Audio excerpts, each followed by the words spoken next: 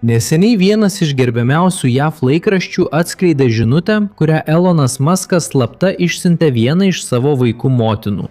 Prieš šią informaciją pasirodant viešumoje, su milijardierėmis susiję asmenys pasiūlė jai $15 milijonų ir mėnesinį mokėjimą, kad ji tylėtų. Ji atsisakė pasiūlymo.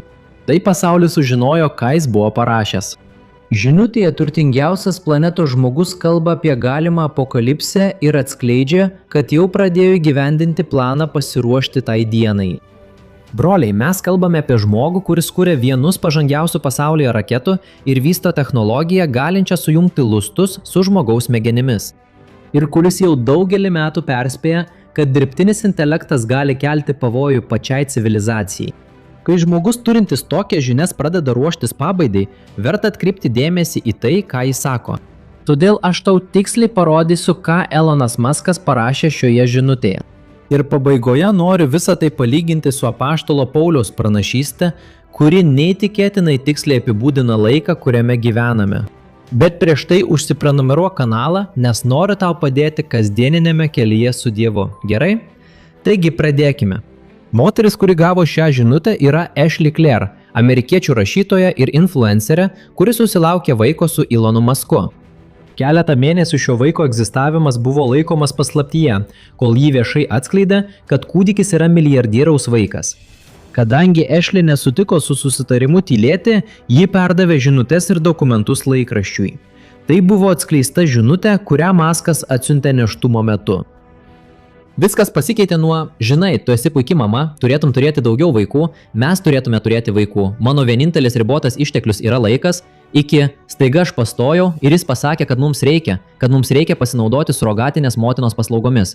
Jis man parašė žinutę. Jis pasakė, mums reikia naudoti surogatinėmis motinomis, kad turėtume legioną vaikų prieš apokalipsę.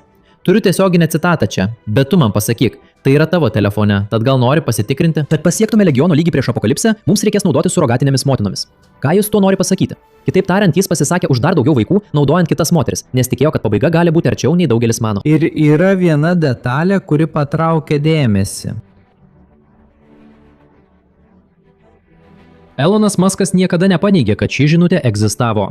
Kai buvo paskelbtas reportažas, vienintelė jo reakcija buvo pašiepti laikraštį savo socialinėme tinkle, nepaneigiant atskleisto turinio.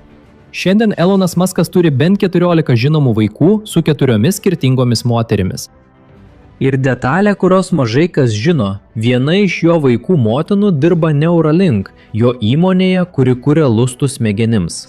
Tai rodo, kaip asmeninis gyvenimas ir projektai, kuriuos jis laiko svarbiais, galiausiai susipina. Pasak to paties reportažo, Muskas šią vaikų grupę vadina legionu. Tačiau klausimas yra toks, kodėl vienas iš galingiausių pasaulio verslininkų atrodo taip pasiryžęs turėti kuo daugiau vaikų? Pats Elonas Muskas jau yra atsakęs į dalį šio klausimo. Ne kartą jis yra sakęs, kad gimstamumo mažėjimas yra viena didžiausių grėsmių civilizacijos ateičiai. Todėl jis mano, kad žmonės turėtų turėti daugiau vaikų.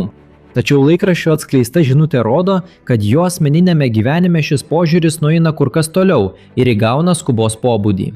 Jis ne tik rašė, kad nori turėti daug vaikų, jis rašė, kad turi pasiekti legiono lygį prieš apokalipsę.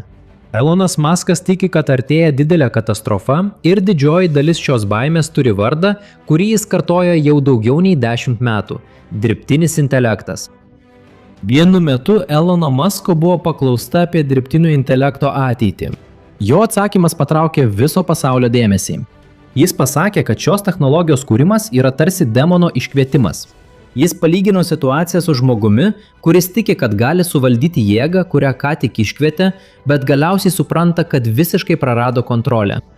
Atkreipkite dėmesį, broliai. Tai nėra pastoriaus ar žmogaus garsėjančio kalbomis apie pasaulio pabaigą žodžiai.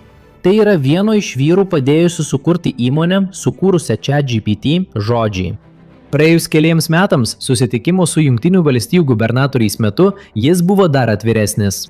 Jis pasakė, kad dirbtinis intelektas kelia realią grėsmę civilizacijai ir pasisakė už tai, kad jis būtų reguliuojamas, kol dar nevėlu. Verslininkui prašyti, kad pati pramonė būtų reguliuojama vyriausybės, yra labai reta. Kai kas nors taip daro, tai reiškia, kad jis mano, jog rizika yra rimta.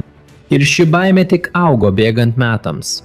2023 metais pokalbio su Jungtinės karalystės ministru pirmininku metu Elonas Muskas pasakė, kad gali ateiti laikas, kai žmogaus darbas taps nereikalingas, nes dirbtinis intelektas viską atliks geriau nei bet kuris žmogus. Tada jis uždavė klausimą, į kurį vis dar nėra atsakymo. Jei mašinos galės viską atlikti geriau už mus, kur žmonės ras gyvenimo prasmę? O jo paties sugalvoti atsakymai į šią baimę yra įspūdingi. Pirmoji yra Neuralink, jo įmonė, kuri kuria smegenų lustus. Muskas jau nekartą aiškino, kad ilgalaikis Neuralink tikslas yra pasiekti simbiozę tarp žmogaus ir dirbtinio intelekto. Kitaip tariant, jei mašina taps protingesnė už mus, jos sprendimas yra sujungti žmogų su mašina, kad žmonija neliktų atsilikusi. Ir tai jau nebėra tik idėja. Pirmasis lustas buvo implantuotas žmogui 2024 metų pradžioje, tetraplegiškam vyrui, kuris pradėjo valdyti kompiuterį vien tik mintimis. Nuo tada bandymai sparčiai pažengė į priekį. Šiandien daugiau nei 20 žmonių jau turi Neuralink implantą, o įmonė gavo didelę investiciją šio projekto plėtrai. Kiti žingsniai žada sugrąžinti regėjimą akliesiems ir leisti tiems, kurie prarado balsą, vėl bendrauti. Kai kurie žmonės tai netgi palygino su Jėzaus stebuklais, tarsi jis norėtų užimti Kristaus vietą. Antrasis atsakymas yra SpaceX. Elonas Muskas sako, kad žmonija turi gyventi daugiau nei vienoje planetoje. Idėja yra nuskraidinti žmonės į Mėnulį, o ateityje į Marsą, nes jei Žemė ištiktų didelė katastrofa, žmonių gyvybė galėtų tęstis kitur.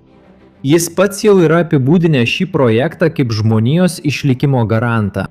Dabar sudėkite visą tai kartu, broliai. Daug vaikų, kad užtikrintume ateitį, mikroschema jungianti žmogaus protą su mašina ir raketos, kad paliktume Žemę. Tai yra žmogaus planas, kuris tiki, kad pabaiga gali būti arti, bet dar nepažįsta to, kuris valdo pabaigą. Tačiau šioje istorijoje yra detalė, kurios beveik niekas nepastebi.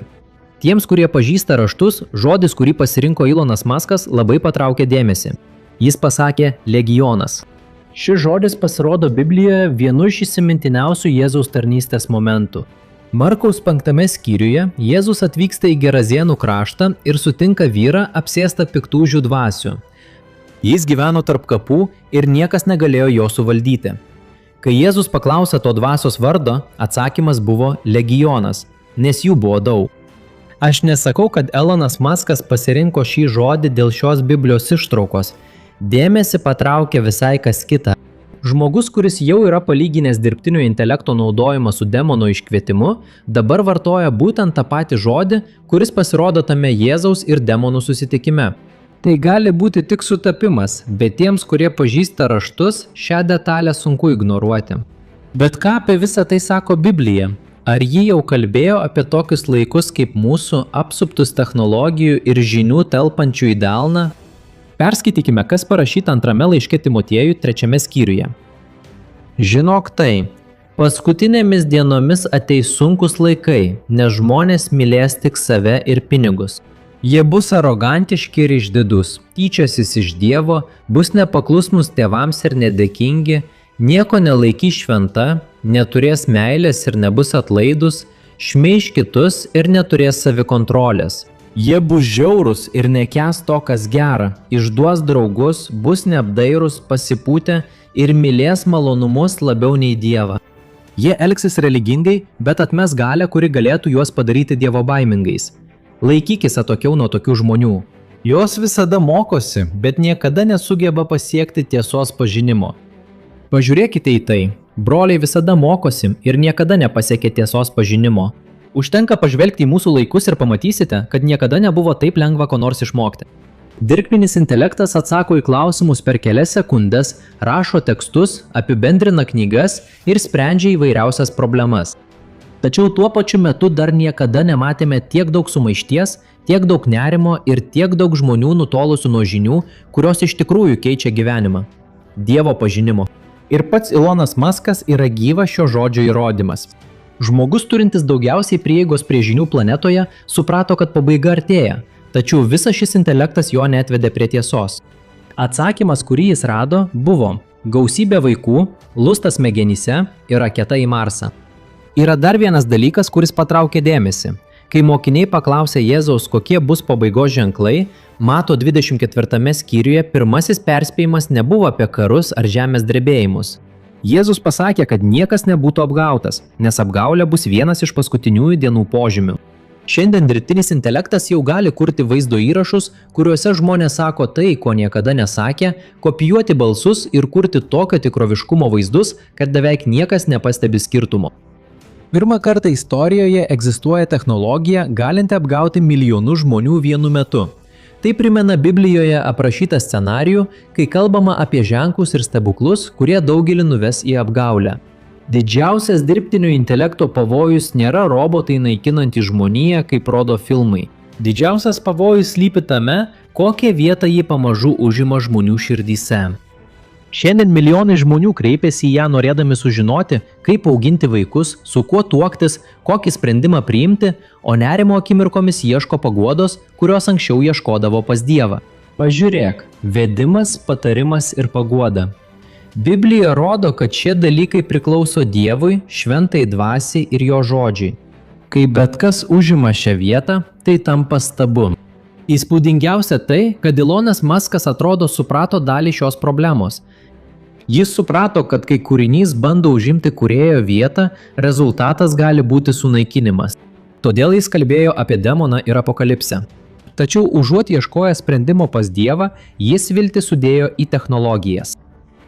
Apaštalas Paulius laiške romiečiams parašė, kad neturime gyventi taip, kaip gyvena šis pasaulis, bet leisti Dievui atnaujinti mūsų protą, kad galėtume pažinti jo gerą, malonę ir tobulą valią. Biblija kalba apie Dievo atnaujintą protą, o ne apie protą sujungtą su lustu ar valdomą algoritmu. Skirtumas tarp Elono Musko ir krikščionių nėra tas, kad jie nesupranta, jog kažkas didelio gali artėti. Mes taip pat tuo tikime. Skirtumas slypi atsakyme. Kol jis bando rasti būdą, kaip išgyventi pabaigoje, mes skelbiame Evangeliją, nes pažįstame tą, kuris ateis pabaigoje. Tad linkiu tau išminties ir įžvalgumo naudoti technologijas kaip įrankį ir niekada neleisk joms užimti vietos, kuri tavo gyvenime turėtų priklausyti Dievui. Joks įrenginys neatidavė savo gyvybės ant kryžiaus už tave. Amen.